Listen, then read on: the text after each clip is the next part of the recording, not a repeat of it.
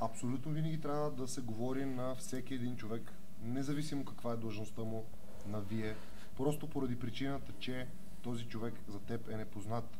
И когато ти видиш някой на улицата, за пример, той е непознат. Извинете колко е часа.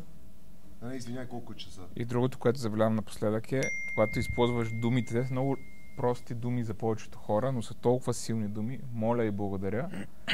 Също имаш огромно много, така бих казал, въздействие върху човека. Примерно, ако кажеш на някой моля или благодаря, или сърдечно благодаря. Сетих се нещо. Искам да помоля всички, които ме гледат в момента, да използват една прекрасна дума, която е българска и тя е благодаря. Моля, спрете да казвате постоянно мерси. Това не е наша дума, това е френска дума. Да, тя е хубава, но ние имаме изключително благозвучна, благоприятна, красива и много приятна за казване дума, която се казва благодаря. И се научете да казвате благодаря поне по 5 пъти на ден, защото минимум толкова трябва да казвате. И ако сте благодарни за всичко, поне го използвайте правилно. Добре, ти за или благодаря ти, Вие всички за или против използването на чуждици сте? Аз съм за. Аз съм за. И аз съм за, не мога да кажа, че съм против за такова нещо. Някои англицизми или там как се наричат, те... Да. И аз съм за.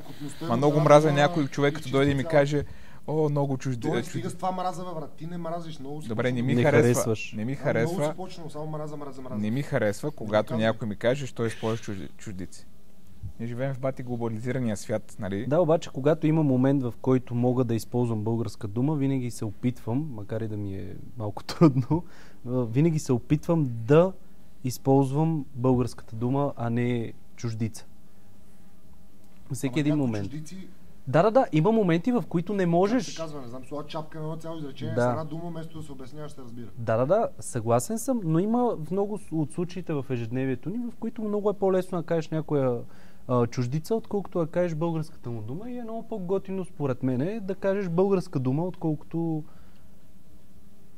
чуждица. Пример с мерси и благодаря. Аз дадох пример с мерси. Благодаря, защото благодаря е прекрасна българска дума. И тя е много по-благозвучна, колкото мерси. Дай пример. Дай пример за чуждица, която слага шапка на много неща. Чуждица, която слагаме шапка на много неща. Говорим. Аз казвам добре, overall, едно изречение, става ясно, че това изречение е шапка на абсолютно всичко. Не може да кажеш като заключение или... Като заключение е доста по-дълго, отколкото да кажеш overall. И благодаря е доста по-дълго от мерси. Добре, ама благодаря. Това е спокойно. Много стара, прекрасна дума, която е красива. По-красива от мерси. Има бомбони мерси. Има ли бомбони благодаря? Няма. Има бомбони черноморец. Да, бомбони черноморец. Няма бомбони благодаря. Няма. Да направим.